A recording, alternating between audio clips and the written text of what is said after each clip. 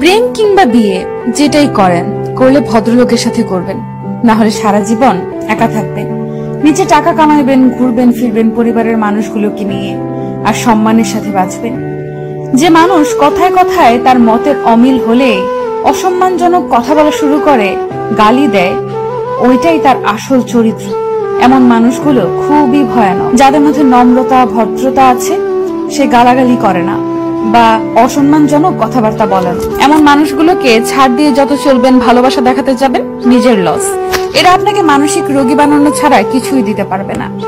এমন সম্পর্ক থেকে যত তাড়াতাড়ি সম্ভব বের হয়ে আসা উচিত। কেউ কারোর জন্য মরে না। জীবন নষ্ট করার জন্য একজন অযোগ্য লোককে নিজের জীবনে জায়গা দেওয়াই যথেষ্ট।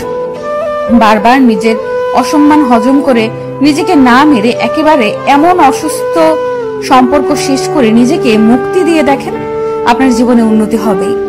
একজন সাপোর্টিভ সঙ্গী পাওয়া ভাগ্যের ব্যাপার।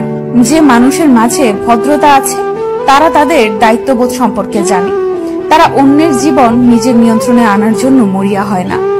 আমি আমার পরিচিত এমন অনেক মানুষ চিনি যারা জীবনে অনেক ভালো কিছু করতে পারত, কিন্তু তাদের জীবন নষ্ট করে দিয়েছে তাদের জীবন সঙ্গী। আবার এমন অনেক মানুষ দেখেছি যারা জেনে শুনে ভুল মানুষের প্রতি ইমোশনাল হয়ে নিজের ক্ষতি ডেকে আনছে। ভালোবাসলে আগে নিজেকে ভালোবাসা উচিত, এরপর অন্য কেউ। ভালোবাসা যদি ভালো থাকাই কেড়ে নেয়, এমন ভালোবাসা দিয়ে কি করবেন? মানুষ চোখের জলের মূল্য ততদিন বোঝে না যতদিন না সেটা তার নিজ চোখ দিয়ে বের হয়। ভালোবাসার সবচেয়ে কষ্টের মুহূর্ত হলো পুরনো স্মৃতিগুলোকে ভুলে থাকা।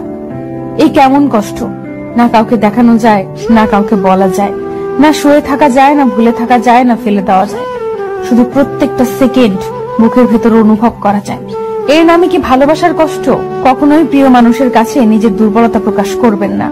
যদি আপনি প্রকাশ করেন, তখন সে আপনার দুর্বল জায়গায় আঘাত করবে। কখনোই কাউকে বেশি আপন ভাবাটা ঠিক নয়, কেননা কিছু সময় পরে সেই ব্যক্তিটি পর হয়ে যায়।